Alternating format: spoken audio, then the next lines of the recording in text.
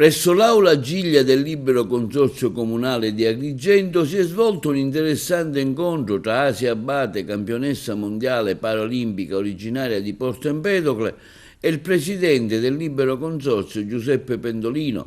con gli studenti dell'Istituto Superiore Gallo Sciascia di Agrigento. L'incontro, organizzato dal settore servizi sociali diretto dalla dirigente Maria Antonietta Testone, ha posto al centro del dibattito la questione della disabilità e lo sport, rimarcando fortemente l'attenzione che la politica deve avere verso la diversità.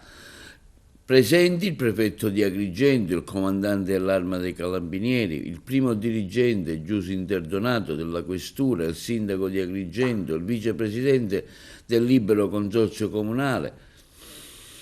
consigliera delegata alla solidarietà e dirigenti scolastici Giovanna Pisano e Anna Gangarrossa. Asia Abate, giovanissima atleta paralimpica di ginnastica artistica, si è particolarmente distinta durante il suo percorso sportivo con il coraggio e la tenacia con la quale ha saputo affrontare e superare tutti gli ostacoli della sua vita, accompagnata in ogni istante da una famiglia solida. La campionessa paralimpica Asia Abate ha partecipato a diversi campionati nazionali e internazionali, conquistando anche medaglie d'oro e d'argento, dimostrando ovunque la sua perseveranza e la sua determinazione.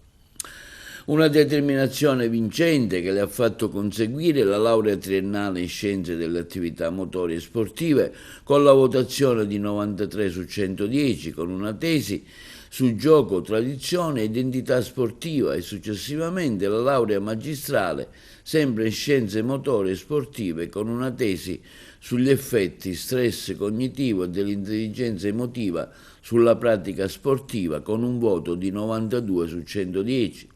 Grande soddisfazione ha espresso il presidente del Libero Consorzio Pendolino, che ha lodato la campionessa Abate sottolineando le qualità e la concretezza dei risultati raggiunti. L'incontro si è poi concluso con una degustazione offerta dall'Istituto Gallo Sciascia con particolari specialità della tradizione siciliana alle autorità presenti.